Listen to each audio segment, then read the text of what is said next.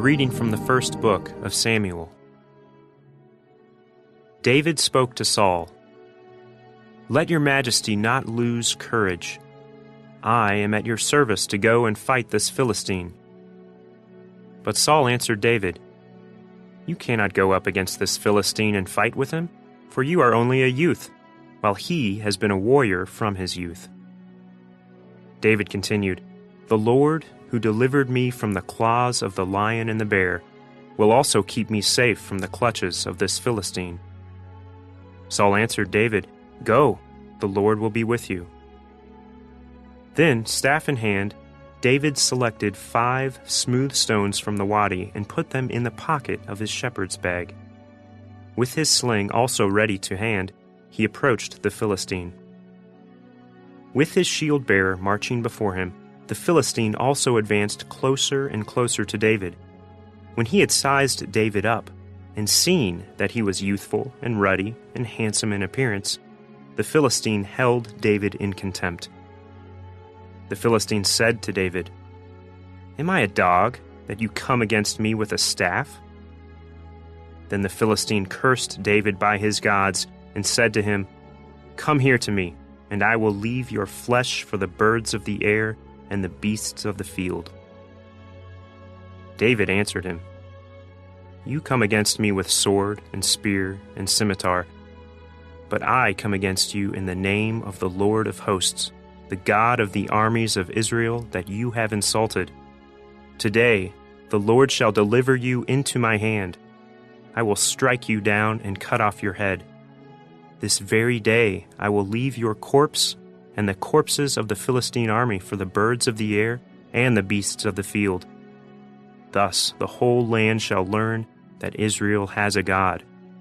All this multitude, too, shall learn that it is not by sword or spear that the Lord saves. For the battle is the Lord's, and he shall deliver you into our hands."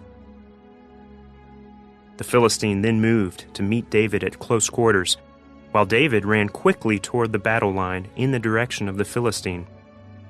David put his hand into the bag and took out a stone, hurled it with the sling, and struck the Philistine on the forehead. The stone embedded itself in his brow, and he fell prostrate on the ground. Thus David overcame the Philistine with sling and stone. He struck the Philistine mortally, and did it without a sword. Then David ran and stood over him. With the Philistine's own sword, which he drew from its sheath, he dispatched him and cut off his head. The word of the Lord. The responsorial psalm. The response is, "Blessed be the Lord, my rock." Blessed be the Lord, my rock, who trains my hands for battle, my fingers for war. Blessed be the Lord, my rock. My refuge and my fortress, my stronghold, my deliverer, my shield in whom I trust, who subdues my people under me.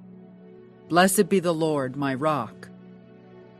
O God, I will sing a new song to you. With a 10-stringed lyre I will chant your praise. You who give victory to kings and deliver David, your servant, from the evil sword. Blessed be the Lord, my rock.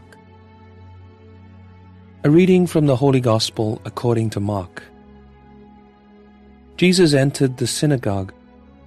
There was a man there who had a withered hand.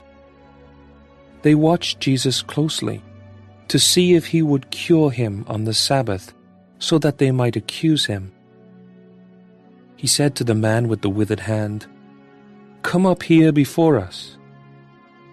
Then he said to the Pharisees, "Is it lawful to do good on the Sabbath rather than to do evil, to save life rather than to destroy it?"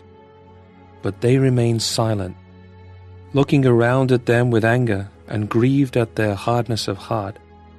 Jesus said to the man, "Stretch out your hand." He stretched it out, and his hand was restored. The Pharisees went out and immediately took counsel with the Herodians against him to put him to death. The Gospel of the Lord.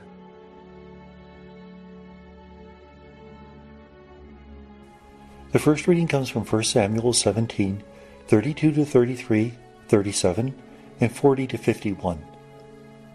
The Philistines have attacked Israel, and this was very common in the days of Saul and David, and they had better weapons. But instead of attacking with their armies, one of their heroes comes forward and challenges any of the heroes of the Israelites to try to defeat him. The hero who comes forward for the Philistines is Goliath. Now all of the Israelite warriors are afraid to go into battle against him, but David offers because he realizes that God will protect him. In fact, when he's offered the armor of Saul, he refuses it because he's not used to armor and it would just hinder his movement. Rather, he takes a sling, and with the sling he's able to knock Goliath out, and then with Goliath's own sword, cut off his head. It is a perfect example of how God chooses those who are weak, those who others would reject, in order to perform his will. Now, one of the difficulties of this passage is that later on in Scripture, it attributes the death of Goliath to another warrior of Israel. And so we're not really sure if David himself did this, and then the deed of the other warrior was attributed to him, or whether it's the other way around. The Gospel is from Mark 3, 1-6. We've been hearing about the opposition of the Pharisees against Jesus. They've been questioning his motives, questioning his actions. In this particular case, they try to trap him. Jesus is in a synagogue, and there's a man with a withered hand, and they're just watching Jesus to see if he's going to try to cure him. Now, technically, you can heal somebody on the Sabbath if that person is at the point of death. This man is not going to die. He has a withered hand. It's not a fatal illness. So the Pharisees are thinking, why doesn't he just wait till after the Sabbath? If he heals him on the Sabbath and he's not at the point of death, it would be considered work. What does Jesus do? He says, is it lawful to do good on the Sabbath or do evil? He reminds us that the Sabbath is not simply about our rest, but also a day that gives us an opportunity to reach out to others, to show them our love. And so he tells the man to stretch out his hand, and he's made whole. After this, the Pharisees and the Herodians try to kill Jesus.